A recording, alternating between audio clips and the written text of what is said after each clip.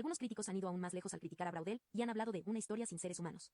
Para comprender que esta acusación es exagerada basta con examinar los penetrantes retratos de personajes individuales contenidos en la tercera parte de la obra.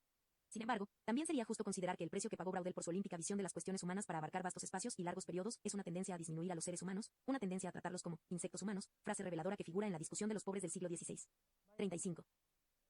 45. Una crítica más constructiva de la primera parte del Mediterráneo podría ser sugerir que si bien el autor admite que su geohistoria no es totalmente inmóvil, él mismo no la muestra en movimiento. A pesar de su admiración por Maximilien Sorre, un geógrafo francés que ya en la década de 1940 había mostrado su interés por lo que llamaba ecología humana, la interacción entre la humanidad y el ambiente, Braudel no nos muestra lo que podría llamarse el desarrollo del paisaje mediterráneo, ni los daños infligidos al ambiente a causa de las prolongadas talas de los árboles de la región. 36. Pero volvamos a considerar los rasgos más positivos de un libro que hasta sus críticos consideran generalmente como una obra maestra histórica. El punto principal es hacer notar que Braudel contribuyó mucho más que ningún otro historiador de este siglo a cambiar nuestras nociones de tiempo y espacio. El Mediterráneo hace que sus lectores cobren conciencia de la importancia que tiene el espacio en la historia y lo hace como muy pocos libros lo habían hecho antes. Braudel logra este efecto convirtiendo al propio mar en el héroe de su epopeya, en lugar de preferir una unidad política como el Imperio Español, para no hablar de individuos como un Felipe II. Ese efecto también se logra al recordarse repetidas veces la importancia que tienen las distancias y las comunicaciones. Y, sobre todo, Braudel ayuda a sus lectores a ver el Mediterráneo como un todo al situarse fuera de él. El mar es lo suficientemente vasto para que se ahoguen en él los historiadores, pero Braudel sentía la necesidad de extender sus fronteras al Atlántico y al Sáhara. Si no consideramos esta extendida zona de influencia, sería a menudo difícil comprender la historia del mar. 37. Esta sección sobre el Mediterráneo Mayor, como él lo llama, representa un dramático ejemplo de la concepción de historia global, de aquello que hubo de llamarse el vasto apetito de Braudel por extender las fronteras de su empresa, o, como lo dice él mismo, su deseo y necesidad de ver las cosas en gran escala. Mon désir mon besoin de voir grand. 38. A diferencia de Felipe II, ese hombre obsesionado por los detalles, Braudel tenía siempre una visión del todo. Todavía más significativo para los historiadores es la original manera que tiene Braudel de tratar el tiempo, su intento de dividir el tiempo histórico en tiempo geográfico, tiempo social y tiempo individual, y de hacer hincapié en la importancia de lo que ha llegado a conocerse, desde la publicación de su más famoso artículo, como la longue durée. 39. La duración larga de Braudel puede ser breve según los criterios de los geólogos, pero su insistencia especialmente en el tiempo geográfico ha abierto los ojos de no pocos historiadores. 46. Por supuesto, antes de 1949 era bastante común en el vocabulario de los historiadores, así como en el lenguaje corriente, la distinción de corto plazo y largo plazo. Por cierto, estudios de temas particulares a través de varios siglos eran corrientes en la historia económica, especialmente en la historia de los precios. Un ejemplo bien conocido por Braudel es el estudio de R.J. Hamilton American Treasure and the Price Revolution 1501 a 1650 1934. Braudel también sabía que historiadores del arte y de la literatura habían investigado a veces los cambios producidos en la cultura y en el largo plazo, como por ejemplo Eva Warburg y sus discípulos en sus estudios sobre la permanencia y la transformación de la tradición clásica. 40. Sin embargo, continúa siendo una contribución personal de Braudel haber combinado el estudio de la longue durée con el estudio de la compleja interacción del ambiente, de la economía, de la sociedad, de la política, de la cultura y de los acontecimientos. Según Braudel, la especial contribución del historiador a las ciencias sociales es la conciencia de que todas las estructuras están sujetas a cambios, por lentos que estos sean. 41. Tenía poca paciencia para considerar las fronteras, ya fueran fronteras que separaban regiones, ya fueran fronteras que separaban disciplinas. Siempre deseaba ver las cosas en su conjunto e integrar lo económico, lo social, lo político y lo cultural en una historia total. Un historiador fiel a las enseñanzas de Lucien Febvre y Marcel Mauss siempre deseará ver el todo, la totalidad de lo social. Pocos historiadores desearán imitar el Mediterráneo, y aún menos los que sean capaces de hacerlo. De ese estudio cabe decir, como de la guerra y la paz de Tolstoy, que se le parece no solo en su escala, sino también en su conciencia del espacio y en su sentido de la futilidad de la acción humana, que amplió permanentemente las posibilidades del género en que está escrito. 2. El Braudel maduro. Braudel poderoso. Durante unos 30 años, desde la muerte de Lucien Febvre 1956 hasta su propia muerte, producida en 1985, Braudel fue no solo la figura rectora de los historiadores franceses sino también el más poderoso de ellos. Llegó a ser profesor en el Collège de France en 1949, el año en que se publicó su tesis, y se unió a Febvre como director del Centro de Investigaciones Históricas de la École des Hautes-Études. 42. 47. De este periodo de dirección conjunta datan 3 importantes series de publicaciones editadas por la sexta sección, de la que el centro formaba parte. Todas ellas aparecieron en 1951 a 2. La primera serie llevaba el título de Puertos, Rutas, Tráficos, la segunda, Negocios y Gente de Negocios, y la tercera, Moneda, Precios, Coyuntura. Considerando el fuerte énfasis puesto en la historia económica, es razonable suponer que la iniciativa era de Braudel, no de Febvre. 43. Después de la muerte de Febvre ocurrida en 1956, Braudel lo sucedió como director efectivo de Annales. Las relaciones entre los dos hijos intelectuales de Febvre, Braudel y Mandroux, se hicieron cada vez menos fraternales, de manera que Mandroux renunció como secretario de organización de la revista en 1962. En 1969 se produjo un cambio importante, para no decir una purga, aparentemente como reacción a la crisis de mayo 1968. Los acontecimientos parecían desquitarse del historiador que los había menospreciado. En todo caso, Braudel decidió recurrir a historiadores jóvenes, tales como Jacques Legaffe, Emmanuel Leroy-Ladurie y Marc Ferro para renovar Annales, faire pour nous, como lo expresó Braudel. 44. Braudel también sucedió a Febvre como presidente de la sexta sección de la ICAL. En 1963 había fundado otra organización dedicada a las investigaciones interdisciplinarias, la Maison des Sciences de L'Homme.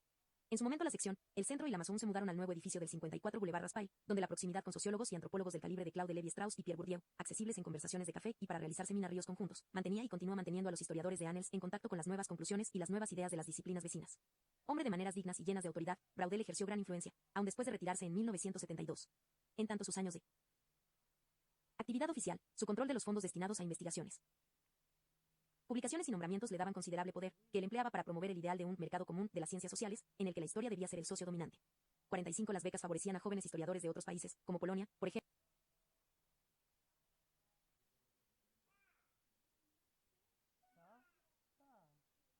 Para que estudiaran en París y ayudaran luego a difundir el estilo francés de historiografía en el exterior. Braudel también aseguró que los historiadores que estudiaban el periodo moderno temprano, de 1500 a 1800, dispusieran de una justa participación de los recursos. Si su imperio no era tan vasto como el de Felipe II, tenía un gobernante considerablemente más decidido. 48. También debemos tener en cuenta la influencia que ejerció Braudel en generaciones de estudiantes investigadores. Pierre Chaunou, por ejemplo, PLO, cuenta como las conferencias de Braudel sobre la historia de América Latina, dadas poco después de su regreso a Francia en el periodo de posguerra, tuvieron en él un impacto intelectual tal que determinaron su carrera de historiador. Ya en los primeros 10 minutos me sentí conquistado, subyugado. 46 Chaunou no es el único historiador que debe a Braudel ese interés por el mundo mediterráneo de la primera época moderna y por ciertos problemas particulares. Por ejemplo, el autor de un estudio sobre una familia de mercaderes españoles del siglo XVI debió ese tema a una sugerencia de Braudel, en tanto que monografías sobre Roma y Valladolid estuvieron inspiradas en el enfoque de Braudel. 47 Muchos otros historiadores han consignado cuanto debían a los consejos y al aliento de Braudel en los días en que escribían sus tesis. La figura sobresaliente de la tercera generación de Annales, Emmanuel Leroy-Ladurie, que escribió su tesis sobre los campesinos de la Francia mediterránea, lo hizo con la dirección de Braudel. Conocido durante algún tiempo como el Delfín, Leroy-Ladurie iba a suceder a Braudel en el Collège de France, así como Braudel había sucedido a Febre. La historia de la cultura material. Durante esos años de actividad como organizador, 1949 a 72, Braudel trabajaba también en un segundo estudio ambicioso. Después de largos años de investigación y redacción para producir la tesis doctoral que resultaba necesaria para asegurar el éxito de una carrera académica, muchos historiadores franceses prefieren llevar una vida comparativamente tranquila y solo escriben artículos o manuales. No fue este el caso de Braudel. Poco después de la publicación del Mediterráneo, Lucien Febvre lo había invitado a colaborar en otro gran proyecto. La proposición consistía en que ambos debían escribir una historia de Europa desde 1400 a 1800 en 2 volúmenes. Febvre se ocuparía del pensamiento y las creencias, mientras que Braudel se ocuparía de la historia de la vida material. 48 La parte de Febvre no había sido escrita cuando este murió. En 1956, Braudel redactó la suya en 3 volúmenes entre 1967 y 1979 con el título de Civilisation Materielle et Capitalisme. 49. Los 3 volúmenes de Braudel se refieren más o menos a las categorías económicas de consumo, distribución y producción, en ese orden, aunque Braudel prefería caracterizarlas de diferente manera. Su introducción al primer volumen describe la historia económica como un edificio de 3 pisos. En la planta baja la metáfora no dista mucho de él. 49. Concepto, base de Marx, se sitúa la civilización material, Civilisation Materielle, definida como acciones repetidas, procesos empíricos, antiguos métodos y soluciones transmitidos desde tiempos inmemoriales. En el nivel medio se encuentra la vida económica, vie économique, una vida calculada, articulada, que se presenta como un sistema de reglas y de necesidades casi naturales. En el piso alto, para no decir superestructura, está el mecanismo capitalista, que es el más refinado de los niveles. 50 Existen evidentes paralelos entre las estructuras tripartitas del Mediterráneo y de civilización y capitalismo, como se llama la trilogía. En cada caso, la primera parte trata una historia casi inmóvil, la segunda parte se refiere a estructuras institucionales que cambian lentamente y la tercera parte se refiere a cambios muy rápidos, a acontecimientos en un libro y a tendencias en el otro. El primer volumen versa sobre el nivel del fondo. ¿Cómo se refiere a un antiguo régimen económico que dura unos 400 años? Este libro, conocido como Las estructuras de la vida cotidiana, ejemplifica el permanente interés de Braudel por la historia de duración larga. 51 Y también ilustra su enfoque global. Proyectado originalmente como un estudio de Europa, el libro dice algo también sobre África y bastante sobre Asia y América. Uno de los temas centrales tiene que ver con la imposibilidad de explicar cambios mayores en otros términos que no sean términos globales. Siguiendo al economista y demógrafo alemán Ernst Whitman, Braudel observaba que los movimientos de la población de China y de la India tenían una configuración semejante a los movimientos de Europa: expansión en el siglo XVI, estabilidad en el siglo XVII y renovada expansión en el siglo XVIII.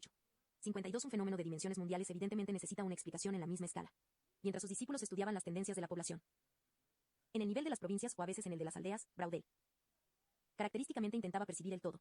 Mientras los discípulos analizaban las crisis de alimentación registradas en Europa, Braudel comparaba las ventajas y desventajas del trigo y de otros cereales con las ventajas y desventajas del arroz cultivado en el lejano oriente y del maíz cultivado en América. Observaba, por ejemplo, que los arrozales apretaban elevadas poblaciones y estricta disciplina social a las regiones donde prosperaban, en tanto que el maíz, un cultivo que exige poco esfuerzo, dejaba a los indios en libertad, si cabe esta palabra, para trabajar en las gigantescas pirámides mayas o aztecas, o en los ciclópeos muros del Cusco. El objeto de estas aparentes divagaciones es definir a Europa. 50. Mediante el contraste con el resto del mundo y caracterizarla como un continente de comedores de cereales, relativamente bien provistos de equipos, una región cuya densidad de población hacía que los problemas de transporte fueran menos agudos que en otras partes, pero donde el trabajo era relativamente costoso, lo cual estimulaba a emplear fuentes de energía inanimada relacionadas con la revolución industrial. En este punto, lo mismo que en el caso de la geografía, Braudel cruza las barreras de la historia económica convencional. Descarta las tradicionales categorías de agricultura, comercio e industria, y se pone a considerar la vida cotidiana, las personas y las cosas, todo cuanto la humanidad hace o usa, alimentos, vestidos, viviendas, herramientas, dinero, ciudades, etc. Dos conceptos fundamentales están en la base de este primer volumen. El primero es el concepto de vida cotidiana, el segundo es el de civilización material. En la introducción a la segunda edición, Braudel declaraba que la finalidad de su libro era nada menos que la de hacer la historia de la vida cotidiana, et la introducción de la vie quotidienne dans le domaine de l'histoire. Por supuesto, no era él el primero en intentarlo. La civilización quotidienne era el título de un volumen de Lucien Febvre para la Enciclopédie Francaise, un volumen al que Black había contribuido con un ensayo sobre la historia de los alimentos. Hatchett, a partir de 1938, publicaba una serie de historias de la vida cotidiana de diferentes lugares y épocas, y había comenzado con un estudio del Renacimiento francés hecho por Abel Lefranc, el hombre cuya opinión sobre Rabelais irritara tanto a Lucien Febvre. Aún antes, el gran historiador danés F. Troelsland había hecho un importante estudio de la vida cotidiana en Dinamarca y Noruega durante el siglo XVI, con volúmenes separados dedicados a la alimentación, el vestido y la vivienda. 53 Así y todo, la obra de Braudel es importante por su síntesis de lo que podría llamarse la pequeña historia de la vida cotidiana, que fácilmente puede llegar a ser descriptiva o anecdótica, y de la historia de las grandes tendencias económicas y sociales de la época. El concepto de Braudel de civilización material merece también un análisis más detallado. La idea de una esfera de rutina, civilization, opuesta a la esfera de la creatividad, culture, era cara a Oswald Spengler, un historiador con el que Braudel tenía en común más de lo que generalmente se admite. 54 A Braudel no le interesan las estructuras o aparatos mentales, lo que Febvre llamaba utillaje mental. Según vimos, página 44, Braudel nunca mostró gran interés por la historia de las mentalidades, y en todo caso se suponía que dejaría a su socio el trabajo de ocuparse del pensamiento y de las creencias. Por otro lado, Braudel tenía mucho que decir sobre otras formas de la vida.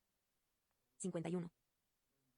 Lo mismo que en el Mediterráneo, la manera de abordar la civilización en este libro es esencialmente la manera de un geógrafo o geohistoriador, interesado en las áreas culturales, aires culturelles, entre las cuales se verifican o no intercambios de bienes. Uno de los ejemplos más fascinantes que ofrece Braudel es el de la silla, que llegó a China probablemente desde Europa en el segundo o tercer siglo de nuestra era y cuyo uso se difundió en el siglo XIII. Esa adquisición exigía nuevas clases de muebles, como por ejemplo, mesas altas, y nuevas posturas, en suma, un nuevo estilo de vida. Por otro lado, los japoneses rechazaron las sillas, así como los moros de Granada, tratados en el Mediterráneo, rechazaban el cristianismo. 55 Si algo importante falta en este brillante estudio de la cultura material, es ciertamente la esfera de los símbolos. 56 El sociólogo norteamericano Thorstein Veblen dedicó una parte importante de su teoría de la clase ociosa 1899 a los símbolos de la posición social. Algunos historiadores han trabajado en la misma dirección. Lawrence Stone, por ejemplo, en un libro publicado 2 años antes que el de Braudel, se ocupaba de las casas y de los funerales de la aristocracia inglesa desde este punto de vista. 57 Más recientemente, historiadores y antropólogos por igual han dedicado considerable atención a las significaciones de la cultura material. 58 Un antropólogo histórico o un historiador antropológico podría desear completar la fascinante relación de Braudel sobre la Europa carnívora, por ejemplo, con una discusión sobre el simbolismo de alimentos tan nobles como la carne de venado o de faisán, que estaban asociados con el pasatiempo aristocrático de la cacería y desempeñaban una parte importante en los ritos de intercambiar regalos. Observaciones análogas podrían hacerse sobre el uso de los vestidos, que el sociólogo Erving Goffman ha llamado la presentación del yo en la vida cotidiana. Y también sobre el simbolismo de las casas, de sus fachadas y sus arreglos interiores. 59. Braudel, sobre el capitalismo. Los juegos del intercambio, traducido al inglés como The Wheels o F-Commerce, se inicia con una evocación de la confusión, los ruidos, la animación de ese mundo multicolor y polígloto del tradicional mercado y continúa con descripciones de ferias, de mercachifles, de boneros y de grandes mercaderes. Muchos de esos mercaderes eran tan exóticos como las mercancías que compraban y vendían, pues el comercio internacional estaba a menudo en manos de personas ajenas al lugar. 52. Protestantes en Francia, judíos en la Europa central, viejos creyentes en Rusia, coptos en Egipto, parsis en la India, armenios en Turquía, portugueses en la América española, etc. Aquí, como en otros lugares, Braudel mantiene un delicado equilibrio entre lo abstracto y lo concreto, lo general y lo particular. De vez en cuando interrumpe su visión panorámica para enfocar el estudio de algún caso, incluso de una factoría agrícola, como el La Llama, situada en la región de la Venecia del siglo XVIII, y también la Bolsa de Ámsterdam, esa confusión de confusiones, como la describió un participante del siglo XVII, en la que ya había quienes jugaban al alza y a la baja. Braudel siempre tuvo ojos atentos para los detalles. Durante la feria de Medina del Campo, Castilla, según nos dice Braudel, solía decirse la misa en los balcones de la catedral a fin de que los compradores y los vendedores pudieran seguir la misa sin interrumpir sus negocios. Estas coloridas descripciones se complementan con un fascinante análisis en el que Braudel demostraba su notable don de apropiarse de ideas de otras disciplinas para hacer las suyas. En los juegos del intercambio se apoyaba en la teoría del lugar central del geógrafo alemán Walter Christele para tratar la distribución de los mercados de la China. Se apoyó en la sociología de Georges Burbidge para analizar lo que llamaba el pluralismo de las sociedades, esto es, las contradicciones que había en sus estructuras sociales. Se basó en las teorías de Simon Kuznets, un economista convencido del valor explicativo del largo plazo en economía, para caracterizar a las sociedades preindustriales por su falta de capitales fijos, duraderos. 60 Pero se apoyó sobre todo en ese notable polígrafo que era Karl Pelangi, quien estaba estudiando antropología económica en la década de 1940, pero Braudel se oponía a él al sostener que la economía de mercado coexistía con otras economías a principios del mundo moderno y que, por lo tanto, no había nacido súbitamente por lo que Pelangi llamaba la gran transformación del siglo XIX. 61 En esta descripción de los mecanismos de distribución e intercambio, Braudel característicamente daba explicaciones que eran a la vez estructurales y multilaterales. Al considerar el papel de las minorías religiosas, como los hugonotes y los parsis, en el comercio internacional, llegaba a la conclusión de que es seguramente la maquinaria social misma la que reserva a los extraños semejantes tareas desagradables pero socialmente esenciales. Si no hubieran existido habría sido necesario inventarlas. 62 No tenía tiempo para dar explicaciones sobre los individuos. Por otro lado, Braudel se oponía a las explicaciones debidas a un solo factor. El capitalismo no puede haber nacido de una sola fuente. 53. Aislada, observaba y así la echaba de un simple plumazo las ideas de Marx y Weber. La economía desempeñó una parte, la política desempeñó una parte, la sociedad desempeñó una parte y la cultura y la civilización desempeñaron una parte. También lo hizo la historia, que a menudo decide en última instancia quién habrá de vencer en una prueba de fuerza. 63. Este es un pasaje característico de Braudel que combina la amplitud de espíritu con una falta de rigor analítico y que asigna importancia a factores que luego en el libro no son objeto de una discusión seria. Este pasaje también nos recuerda que para Braudel era necesario conservarse a cierta distancia intelectual de Marx, y aún más del marxismo, para no quedar atrapado dentro de una estructura intelectual que él consideraba demasiado rígida. El genio de Marx, el secreto de su larga preponderancia, escribió Braudel, está en el hecho de que fue el primero en construir verdaderos modelos sociales sobre la base de una longue durée histórica. Estos modelos, en toda su simplicidad, quedaron petrificados al dárseles la condición de leyes. 64. Le Temps du Monde, traducido al inglés como Perspective, o F. de World, pasaba de la estructura al proceso, el proceso del nacimiento del capitalismo. En este último volumen en el cual era necesario ser concluyentes, Braudel abandonó su habitual enfoque ecléctico. En cambio se apoyó mucho en las ideas de un hombre, Immanuel Wallerstein. Wallerstein es casi tan difícil de clasificar como Pelangi. Formado como sociólogo, investigó la región de África. Convencido de que no podía comprender el África sin analizar el capitalismo, se puso a estudiar economía. Al descubrir que no lograba comprender el capitalismo sin remontarse a sus orígenes, decidió convertirse en un historiador de la economía. Su inconclusa historia de la economía mundial, a partir de 1500, es a su vez una obra que debe mucho a Braudel, a quien estaba dedicado el segundo volumen. 65. Sin embargo, el análisis que hizo Wallerstein de la historia del capitalismo también se apoyaba en la obra de economistas tales como André Gunder Frank, especialmente en los conceptos de núcleos económicos y periferias económicas, y en el argumento de que el desarrollo del occidente y el subdesarrollo del resto del mundo son las caras opuestas de la misma moneda. 66. Wallerstein trata lo que llama la división internacional del trabajo y la sucesiva hegemonía de los holandeses, de los británicos y de los norteamericanos. Se sitúa en la tradición marxista, y para muchos lectores fue una sorpresa ver al viejo Braudel, que siempre se había mantenido a distancia de Marx, aceptar finalmente algo semejante a un marco marxista. 54. El tiempo del mundo también se refiere a la secuencia de potencias predominantes, pero, como cabía esperarlo en Braudel, comienza con la región mediterránea. Según Braudel, fue la Venecia del siglo XV la primera potencia que alcanzó la hegemonía en una economía mundial. A Venecia siguió Amberes y a Amberes Génova, cuyos banqueros controlaban los destinos económicos de Europa, y a través de España, de América, a fines del siglo XVI y principios del siglo XVII. Esa fue la era de los genoveses. Luego llegaron en cuarto lugar los holandeses, o, más exactamente, Ámsterdam, que Braudel considera como la última de las ciudades económicamente dominadoras. Por fin, mediante un vuelco característicamente hábil, Braudel vuelve patas arriba el problema y trata la circunstancia de que otras partes del mundo, incluso Francia y la India, no lograron alcanzar una posición dominante parecida y termina su relación considerando el caso de Gran Bretaña y la Revolución Industrial. No es difícil encontrar inexactitudes o lagunas en estos volúmenes, especialmente cuando el autor se aleja del mundo mediterráneo, que era el que más conocía y el que más amaba. Semejantes inexactitudes eran virtualmente inevitables en una obra de tanto aliento. Una crítica más seria, análoga a la que hemos expuesto antes sobre el Mediterráneo, es la de que Braudel, para emplear una de sus metáforas favoritas, continuó siendo prisionero de aquella original división del trabajo con Febre, sino ya prisionero de su propio utillaje mental.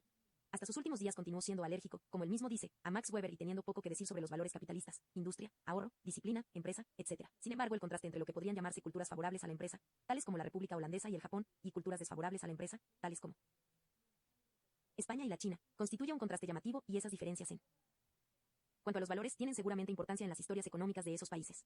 El hecho de no estar dispuesto a admitir autonomía a la cultura, a las ideas, está claramente ilustrado en uno de los últimos ensayos de Braudel. Al tratar el problema del repudio de la reforma en Francia, así como antes había tratado el rechazo de la reforma en España, Braudel daba una explicación geográfica crudamente reduccionista. Se limitaba a observar que el Rin y el Danubio eran las fronteras del catolicismo así como fueran las fronteras del Imperio Romano sin tomarse el trabajo de analizar la posible relación entre esas fronteras y los sucesos e ideas de la reforma. 67. Con todo eso, los rasgos positivos de la trilogía de Braudel superan mucho sus defectos. Juntos, los tres volúmenes representan una magnífica síntesis de la historia económica de la Europa moderna temprana. 55. Tomando en un sentido amplio el término económico, y sitúan esa historia en un contexto comparativo. Esos volúmenes confirman el derecho que tiene el autor a que se lo considere un historiador de primer orden en el mundo. No podemos dejar de agradecer esta demostración de que aún es posible a fines del siglo XX resistir a las presiones que nos impulsan hacia la especialización. No podemos dejar de admirar la tenacidad con que Braudel desarrolló dos proyectos de gran envergadura en un periodo de más de 50 años. Y es más aún, todavía no había terminado su obra. En edad avanzada, Leopold von Ranke se volvió hacia la historia universal. Algo más modesto en sus ambiciones, Braudel, siendo septuagenario, se lanzó a escribir una historia total de su propia nación. Solo las secciones geográficas, demográficas y económicas llegaron a cobrar existencia cuando el autor murió en 1985, pero esas secciones se publicaron con el título La identidad de Francia. Este último libro era en cierto sentido predecible, pues no es difícil imaginar lo que pudiera ser un estudio de Braudel sobre Francia. Lo mismo que en sus anteriores libros, Braudel se basaba en sus geógrafos favoritos, desde Vidal de la Blas a Maximilien Sorre. Aunque Braudel aprovechó la oportunidad para replicar a las críticas de que era un determinista extremo, y dijo algunas buenas palabras sobre el positivismo, a la manera de Febre y Vidal de la Blas, en realidad no se movió de su posición y reiteró su creencia de que estamos aplastados por el enorme paso de los distantes orígenes.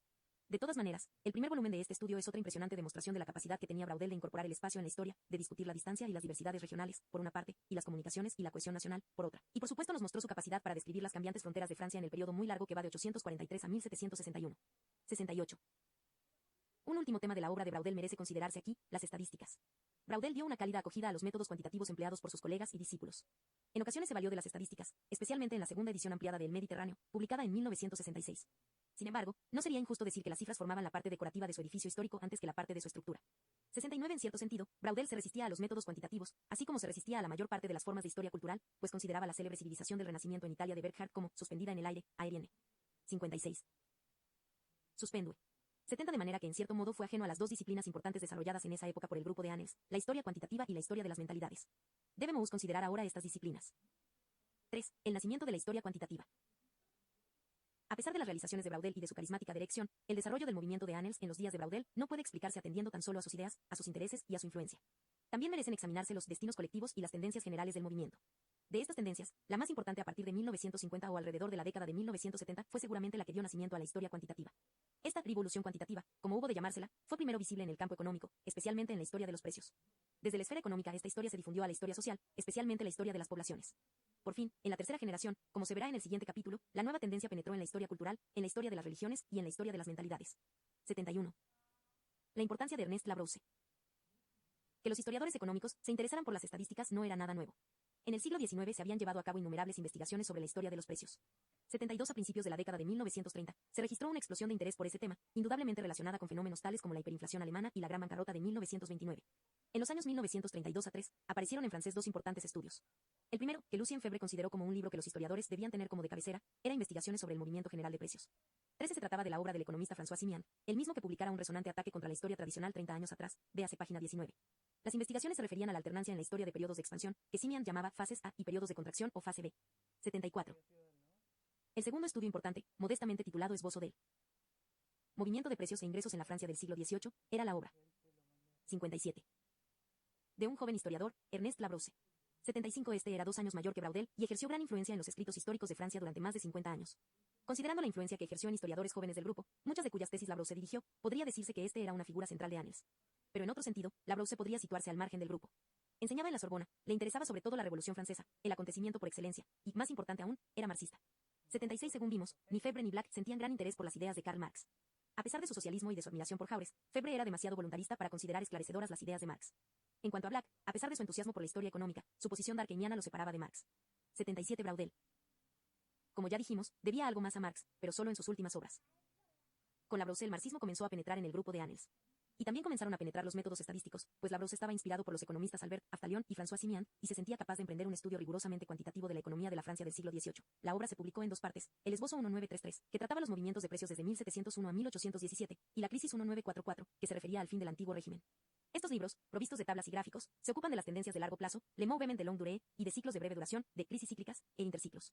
Labrousse, que mostró gran imaginación para hallar maneras de estimar tendencias económicas, hizo uso de los conceptos, métodos y teorías de economistas tales como Juglar y Kondratiev, interesados respectivamente en ciclos económicos breves y largos, y de su propio maestro Albert Aftalion, que había escrito sobre crisis económicas.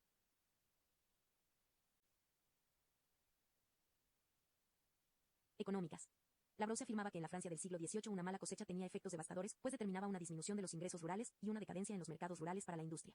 También sostenía la importancia de la crisis económica de fines de la década de 1780, que fue una condición previa de la Revolución Francesa. 78. Sus dos monografías eran estudios innovadores de aquello que los historiadores de Annels llamarían posteriormente coyuntura, véase el glosario.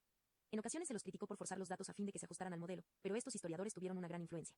En su famoso ensayo sobre la historia y las ciencias sociales, 1958, que se concentraba en el concepto de longue durée, Braudel decía que la crisis de Labrousse era la obra de historia más grande que Huby. 58. Ha aparecido en Francia durante los últimos 25 años.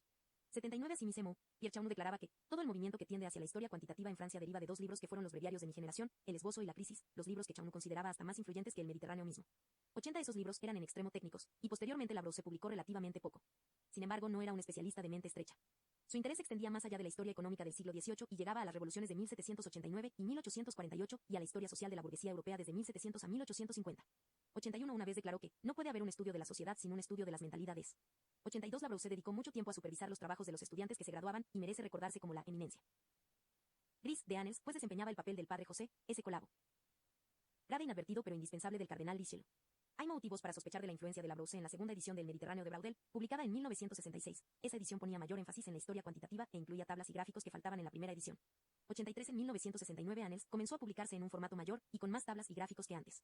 Es imposible tratar detalladamente todas las obras de las décadas de 1950 y 1960 que llevan el sello conjunto de Braudel y de la Brousse, pero resulta igualmente imposible pasar por alto la obra de Chaunú Sevilla y El Atlántico, 1955 a 60, quizá la tesis histórica más larga que se haya escrito alguna vez. 84 El estudio de Chaunú, escrito con la ayuda de su mujer Huguette, trataba de imitar, si no ya de superar, a Braudel al tomar como tema la región del Océano Atlántico. El autor se concentraba en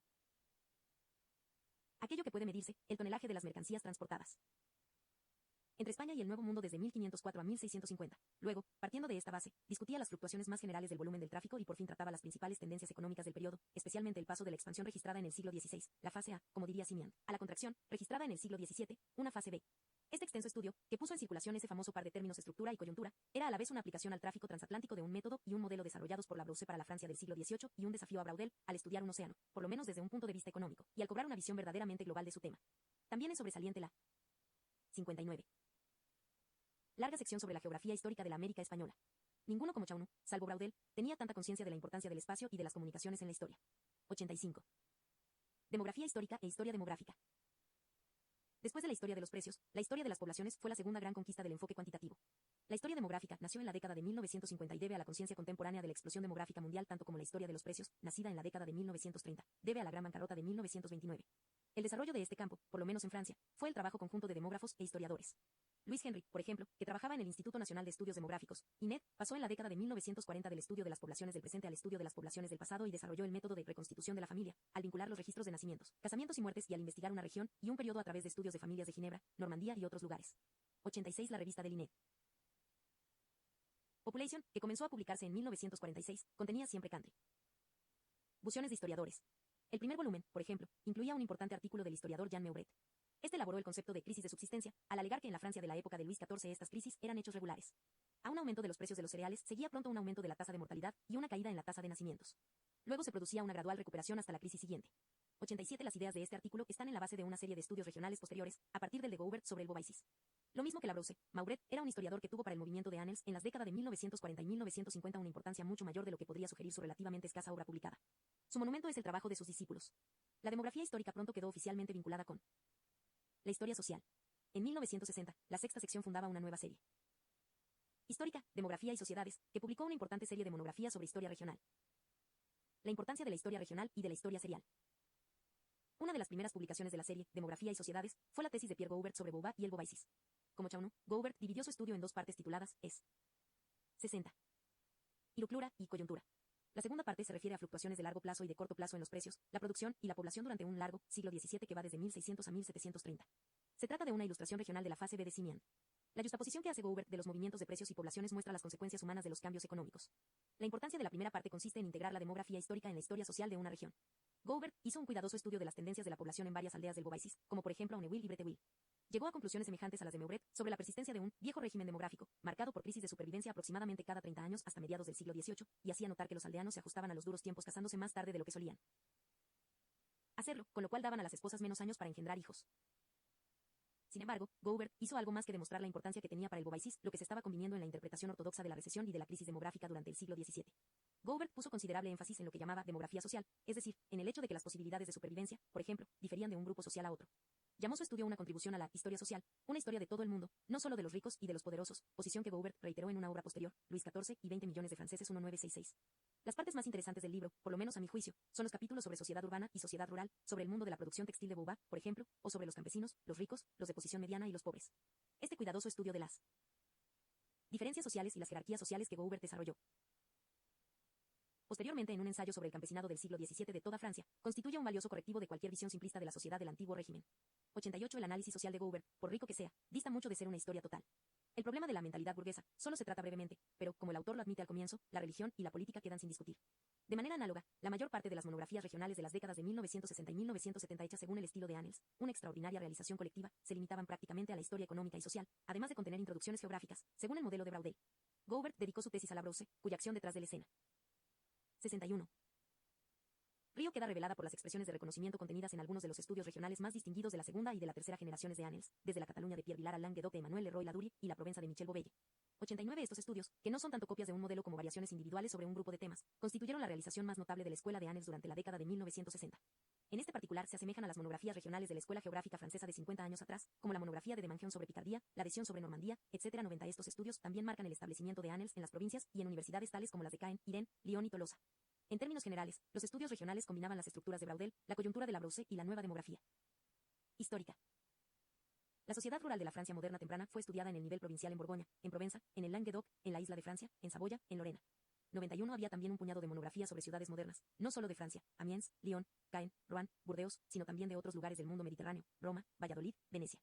92 estos estudios locales, urbanos y rurales, presentan considerables semejanzas.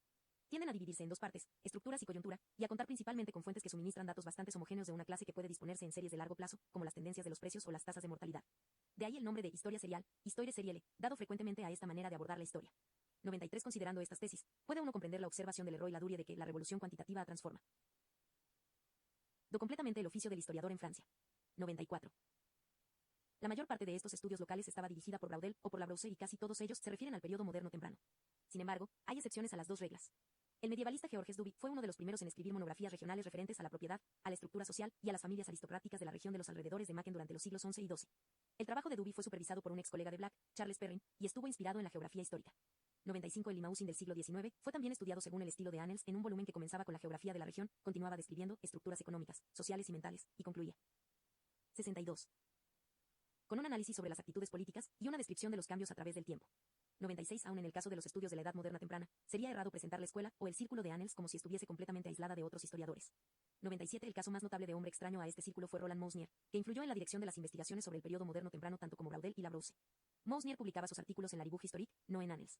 Era profesor de la Sorbona, no de la ICAL. Era persona non grata para Braudel. Si el círculo de Annales es un club, Mousnier ciertamente no era miembro de él. Así y todo, sus intereses intelectuales coincidían en gran medida con los de ese círculo. Desde Black, ningún historiador francés había tomado tan seriamente el enfoque comparativo de la historia, se tratará de comparaciones cercanas o remotas. Por ejemplo, Mousnier había coteja del desarrollo político de Francia y de Inglaterra, y había estudiado las rebeliones campesinas del siglo XVII, no solo de Francia, sino también de tierras muy alejadas como Rusia y hasta China. Lo mismo que el grupo de Annales, Mousnier hizo un uso considerable de la teoría social, desde Max Weber a Talcott Parsons. No tenía tiempo para el marxismo. 98 Si bien sus opiniones políticas se inclinaban hacia la derecha, Mousnier fue capaz de colaborar en un estudio sobre el siglo XVIII con la Brousse, cuyo corazón estaba siempre con la izquierda. Los dos hombres no se pusieron de acuerdo sobre los métodos de investigación y menos aún sobre las conclusiones, pero ambos compartían un intenso interés por el análisis de la estructura social del antiguo régimen, de sus clases, un tema sobre el cual organizaron conferencias rivales. 99 Mousnier dirigió un número considerable de tesis sobre historia social, en temas que iban desde el soldado francés del siglo XVIII al análisis cuantitativo de cambios producidos en la estructura social de una pequeña ciudad francesa al cabo de casi 3 siglos. Si a principios de la década de 1960, Mousnier lanzó un programa de investigación colectiva sobre las insurrecciones campesinas de los siglos XVI y XVII, en PAN para refutar la interpretación marxista de las rebeliones de los campesinos franceses expuesta por el historiador soviético Boris Porsnev, cuya obra, publicada en ruso en la década de 1940, fue traducida al francés por los rivales que Mousnier tenía en la sexta sección. 101 Las obras de Mousnier y de sus discípulos generalmente prestan más atención a la política y menos a la economía que los estudios regionales supervisados por Braudel y la Brousse, y toman más seriamente los criterios legales y menos seriamente los criterios económicos en sus análisis de la estructura. 63. Social. Sin embargo, algunos de esos estudios apenas pueden distinguirse de los de la llamada Escuela de Annales. 102. Leroy-Ladurie y el Languedoc. En los estudios regionales procedentes del círculo de Annales, hubo una excepción al gran énfasis puesto en las estructuras económicas y sociales y en la coyuntura. La tesis doctoral de Leroy-Ladurie sobre los campesinos de Languedoc, 1966, se lanzaba, como lo formuló el autor, a la aventura de una historia total durante un periodo de más de 200 años. 103 Leroy-Ladurie es por consenso el más brillante de los discípulos de Braudel, a quien se le parece en numerosos aspectos: fuerza imaginativa, amplia curiosidad, enfoque multidisciplinario de las cuestiones, preocupación por la longue durée y cierta ambivalencia respecto del marxismo. Como Braudel, este autor es hombre del norte, un normando, enamorado del sur. Su trabajo Los campesinos del Languedoc está construido en la misma escala que el Mediterráneo y comienza, como cabía esperar, con una descripción de la geografía del Languedoc, país típicamente mediterráneo, de suelo rocoso y cubierto de matorrales, con cereales, viñedos y olivos, encinas y nogales. Leroy-Ladurie comparte con Braudel un intenso interés por el ambiente físico, un interés que lo llevó a realizar un notable estudio comparado de la historia del clima en el largo plazo. 104 hombres de ciencia norteamericanos han usado la prueba de los anillos de los árboles, especialmente los de las secuoyas gigantescas de California que a veces viven hasta 1500 años, para establecer tendencias de larga duración en el clima. Un anillo estrecho significa un año de sequía, un anillo ancho significa un año de abundantes lluvias. Leroy-Ladurie tuvo la feliz idea de justaponer las conclusiones de esos hombres de ciencia con las obtenidas de otro caso de historia serial, un estudio sobre las variaciones de fecha de las cosechas de viñedos en diferentes partes de Europa. Una cosecha temprana significa un año caluroso, una cosecha tardía significa un año frío. Leroy-Ladurie llegó a la conclusión de que los antiguos viñedos de Alemania, Francia y Suiza, aunque muy distantes, estaban en armonía con las pruebas de los bosques de 1000 años de Alaska y Arizona. 105 El paralelo con la comparación que hizo Braudel de los movimientos de las poblaciones de Europa y Asia es por cierto evidente. Por otra parte, Leroy, como conviene llamarlo, consideraba necesario mantener una distancia intelectual respecto de Braudel, así como éste se mantenía a distancia de Marx. Abandonó la organización. 64. Tradicional de las monografías regionales divididas en secciones sobre estructuras y coyuntura. En cambio dividió su libro, que abarca desde 1500 a 1700, en 3 periodos, en 3 fases de lo que llamó un gran ciclo agrario, un enorme movimiento de flujo y reflujo, de alza y de baja. El primero es una fase A, un periodo de expansión económica alimentado por un dramático aumento de la población de la región, que por fin se recobraba de los estragos causados por la peste de fines de la Edad Media. Como lo expresó un contemporáneo, la población del Languedoc del siglo XVI se multiplicaba, como ratones en un granero. Tierras abandonadas volvieron a cultivarse y a explotarse toda la tierra de manera más intensiva. El promedio de las propiedades campesinas se hacía cada vez más pequeño, porque había cada vez más hijos para dividir la tierra, y los labriegos asalariados se hicieron cada vez más pobres. Porque el crecimiento de la población creaba un mercado laboral favorable a los compradores. Quienes aprovecharon mejor ese cambio fueron los terratenientes, que administraban ellos mismos sus propiedades. La población continuó expandiéndose a un ritmo menor hasta 1650. O hasta 1680. Poco después había dejado de crecer la población del Beauvaisis estudiado por Gouver, y los terratenientes se beneficiaron con la situación. En realidad Leroy llama a ese periodo de 1600 a 50 el periodo de la ofensiva de la renta. Sin embargo, aquí se produjo lo que Simian llamaría una fase B de depresión, y todo el enorme movimiento se invirtió. La razón fundamental de esa inversión fue la declinación de la productividad agrícola. Los empobrecidos labradores no podían invertir en sus tierras, y en todo caso había un límite de lo que podía exprimirse de ese rocoso suelo mediterráneo. No había suficiente alimento para mantenerse y por lo tanto, existía una crisis de supervivencia. Muchos murieron, algunos emigraron, y lo mismo que en el Beauvaisis, las parejas tendían a casarse más tarde que antes. Era como si la población se estuviera ajustando penosamente a las condiciones de una economía en contracción. 106. Por otro lado, la caída de la población intensificaba la depresión económica que alcanzó su cima a principios del siglo XVIII, al terminar el reinado de Luis XIV. Leroy llegaba a la conclusión de que la maldición malthusiana había caído sobre el Languedoc en los siglos XVI y XVII, puesto que el crecimiento de la población anulaba cualquier aumento de prosperidad, exactamente como lo había dicho Moltes. 107. Lo que acabamos de describir es una serie de estudios geográficos, económicos y de historia social según el estilo propio de la década de 1960, típicamente relacionado con los estudios regionales de Annals. Este movimiento empleó considerablemente métodos cuantitativos para esto. 65. Guiar no solo las fluctuaciones registradas en los precios y en las tasas de nacimientos, casamientos y muertes, sino también las tendencias visibles en la distribución de la propiedad, en la productividad agrícola, etc. Sin embargo, en importantes aspectos los campesinos del Languedoc rompió con la tradición. Como ya vimos, Leroy adoptó una forma cronológica de organización en lugar de la división en estructura y coyuntura. En cada sección cronológica, el autor trataba fenómenos culturales tales como el nacimiento del protestantismo y la alfabetización, y también describía las reacciones de la gente ordinaria de la región frente a los cambios económicos que experimentaba en su vida cotidiana. Para escribir esta historia de los de abajo, el autor se basó primordialmente en la prueba de las rebeliones. Por ejemplo, al discutir la polarización de la sociedad rural a fines del siglo XVI en prósperos terratenientes y pobres asalariados, Leroy introduce una mini narración de un episodio de conflicto social registrado en la pequeña ciudad de Roumens. Durante el carnaval de 1580, artesanos y campesinos aprovecharon las mascaradas para proclamar que los ricos de la ciudad habían hecho su fortuna a expensas de los pobres, y que no tardaría mucho en venderse carne cristiana a 6 centavos la libra. También en esta sección sobre la depresión económica de principios del siglo XVIII, Leroy nos describe la guerra de guerrilla librada por los camisardos, los montañeses protestantes de las Cevenes, contra el rey que acababa de declarar fuera de la ley la religión que profesaban. Leroy observaba que los jefes de la rebelión, entre los que había muchachas jóvenes, eran frecuentemente presas de excesos delirantes en los que tenían visiones del cielo y del infierno y profetizaban futuros acontecimientos. Leroy estimaba que esos raptos eran histéricos y los refería al fenómeno de la coyuntura general de ese periodo, la depresión. Determinaba el empobrecimiento, casamientos tardíos, frustración sexual, histeria y, por fin, aquellas convulsiones. En general, la tesis de Leroy fue bien recibida. 108 es más, aseguró su reputación. Sin embargo, con el correr de los años se formularon algunas críticas sustanciales. Su versión de los profetas de las Cevenes, por ejemplo, fue criticada porque los trataba como casos patológicos en lugar de interpretar la posesión de sus espíritus como una auténtica forma de lenguaje corporal. 109. Según uno de los críticos, el análisis económico no tiene sentido porque confunde la renta con los beneficios. 110. Más importante aún, es el hecho de que algunos marxistas atacaron el modelo demográfico de los cambios producidos en el Languedoc, alegando que es demasiado simple y demasiado malthusiano, y que es la estructura de las relaciones de clase, el poder de la clase, lo que determina. 66. La manera y el grado en que ciertos cambios demográficos y comerciales afectan tendencias de largo plazo en la distribución de los ingresos y del crecimiento económico, y no viceversa. Leroy replicó a esto que su modelo, lejos de ser simple, es complejo, que es neomalthusiano, y que incorpora en él la estructura de clase. 111. De modo que así tenemos dos modelos opuestos de cambio social, un modelo demográfico que incorpora las clases y un modelo de clases que incorpora la demografía. Lo mismo que en el caso del debate sobre libertad y determinismo alrededor del Mediterráneo de Braudel, parece que tampoco aquí hay manera de decidir prácticamente la cuestión. Que aceptemos o no el modelo de explicación de ese autor, lo cierto es que los campesinos del Languedoc nos producen admiración por su lograda e inusitada combinación de minuciosa historia económica y social cuantitativa con las brillantes visiones políticas y religiosas de la psicohistoria. Al examinar retrospectivamente este estudio al cabo de más de 20 años de su publicación, vemos con claridad que Leroy fue uno de los primeros en ver las limitaciones del paradigma braudeliano y uno de los primeros en buscar la manera de modificarlo. Esas modificaciones, que en gran medida son la obra de la tercera generación de Annals, constituyen el tema del siguiente capítulo. 67. La tercera generación. 4. El nacimiento de una tercera generación se hizo cada vez más evidente durante los años posteriores a 1968, en 1969, cuando hombres jóvenes como André Bourdieu y Jacques Revel intervinieron en el manejo de Annals, en 1972, cuando Braudel abandonó la presidencia de la sexta sección, que pasó a manos de Jacques Legave, y en 1975, cuando desapareció la antigua sexta sección, y Legave llegó a ser el presidente de la reorganización Icaldes Hautes Études en Sciences Sociales, cargo en el que le sucedió François Furet en 1977. Sin embargo, más importante que los cambios administrativos son los cambios intelectuales de los últimos 20 años. El problema está en que resulta más difícil pintar el retrato intelectual de la tercera generación que pintar el de la primera y el de la segunda. Nadie domina ahora el grupo como lo hicieron una vez Febre y Braudel. A decir verdad, algunos comentaristas hasta han hablado de fragmentación intelectual. 1. En todo caso, debemos admitir que prevalece un policentrismo. Algunos miembros del grupo llevan aún más lejos el programa de Lucien Febvre y amplían las fronteras de la historia hasta abarcar la niñez, los sueños, el cuerpo y aún los olores y perfumes. Dos otros han socavado el programa al volver a la historia política y a la historia de los acontecimientos. Algunos continúan practicando la historia cuantitativa, otros reaccionan contra ella.